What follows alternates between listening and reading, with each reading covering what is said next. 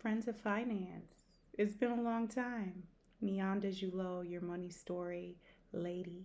Here, I'm back. I'm back. I'm back. I'm back. Um, we're going to go right to our one word money story. We share them in these videos. I elaborate and do 6 word money story techniques in our workshops, amongst others, where we teach financial empowerment through storytelling. We merge the arts, theater, storytelling, and really have that be a bridge to understanding and having those aha moments to our financial behaviors. That's just a spiel for those who don't know us yet. But for those who know us, we're back and we are here to share our one word story of the day. That word is boundaries. The boundaries that we need to set in our lives. I just closed my eyes for a moment because here is baby one, who's 4, just had baby 2. It's Princeton here. And boundaries are critical for me right now. I mean, they were before those two anyway. But how this relates to my money story currently is it all ties to debt.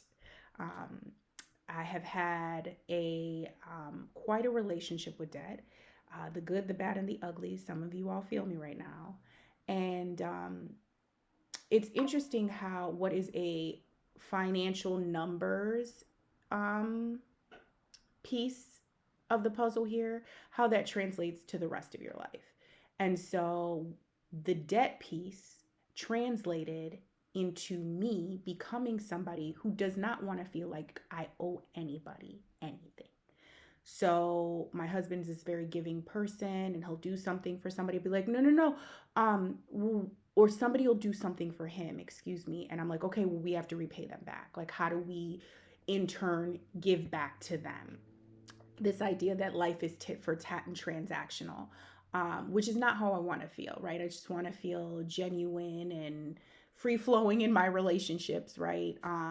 And there's this, again, sense of I want to be the opposite extreme of who I was, of having this debt burden, of having owed, right? I want to never owe anyone again.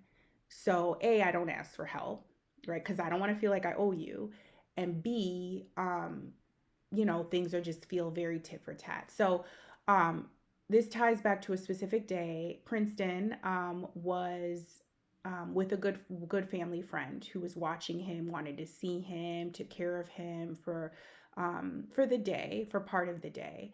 And then it became evening. I had to pick him up, and I had booked some things that evening that I had to attend, a meeting or two for Wealth IM, and I can't even remember what else it was, but it was like, hey, everything was on a tight schedule. I'm like to the T, with scheduling things around, right, the baby.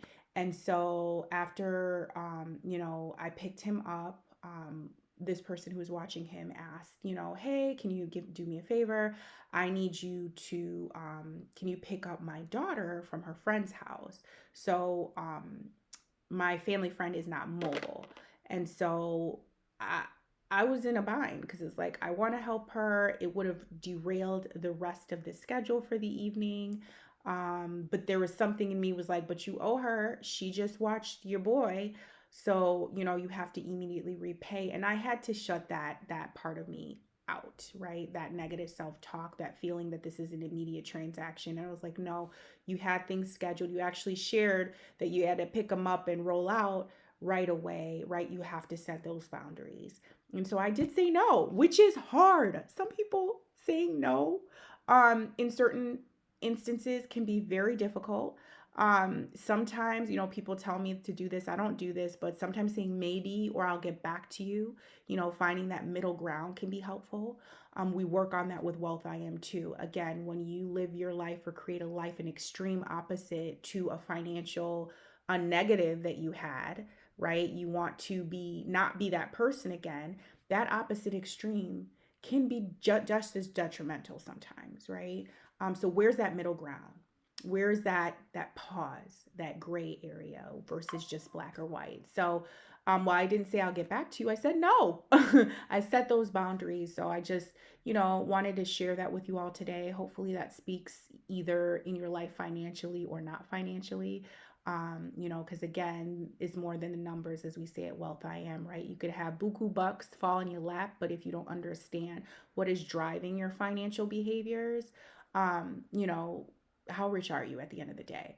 So, leave your comments, share what's on your mind, and set those boundaries. Take care. Bye.